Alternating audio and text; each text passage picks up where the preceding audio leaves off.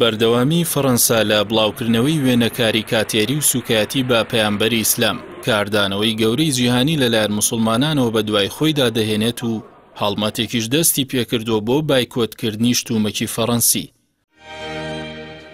لە کاتی مەراسیمی بە خاکسپاردنی ئەو مامۆستا فەڕەنسی لە پاریس بە دەستی گەنجێکی چیچانی کوژرا چونکە وێنەی کاریکاتێری پێغەمبەری بڵاو کردبوویەوە.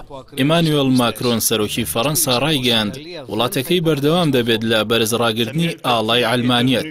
ماکرۆن وتیشی بەردەوام دەبین لە بڵاوکردنەوەی ئەو وێنە کاریکاتێریانەی سوکاتی بە پێغەمبەر موحەممەد دەکەن هەرچەند هەندێکیان پێیان ناخۆش بێت و هەست بە تووڕەیی بکەن.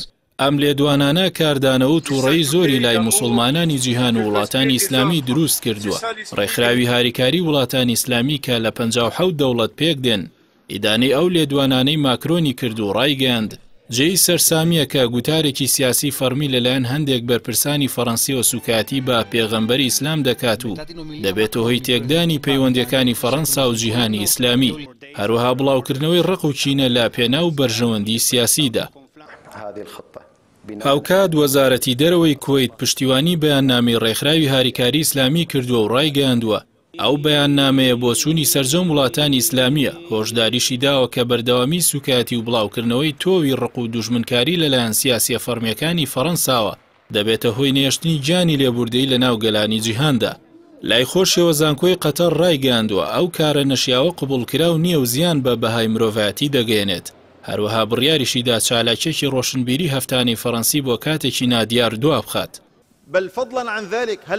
لە لوبنانیش ئەمین ئەلکوردی سەرۆکی دارولفەتوا ڕایگەیاند ئەو سوکاتی ماکرۆن بەرامبەر بە پەیامبەری ئیسلام دەیکات هۆکارە بۆ هەڵکشانی کینە لە نێوان گەلانی جیهاندا جگە لە چەندین کاردانەوەی ڕەسمی دیکە.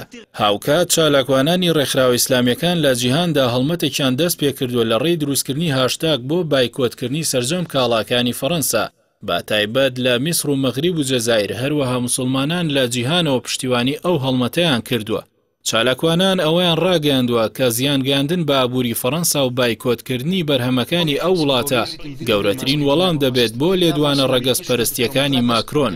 هەروەها داوایان لە سەرجەم وڵاتانی ئیسلامی کردووە لە ڕێی باڵیۆزخانەکانی فەڕەنساوە پەیامی ناڕەزایەتی بگەێنرێت بە پاریس بەرامبەر بەو سوکاتی بە موسڵمانانی دەکات. هاوکات ناو لۆگۆی ئەو کۆمپانیا فەڕەنسیانە بڵاو کراوەتەوە کە لە بازاڕەکاندا هەیە و داواش لە موسڵمانان کراوە پابند بن بە هەڵمەتەکە و بە هیچ جۆرێک مامەڵەیان پێوە نەکەن.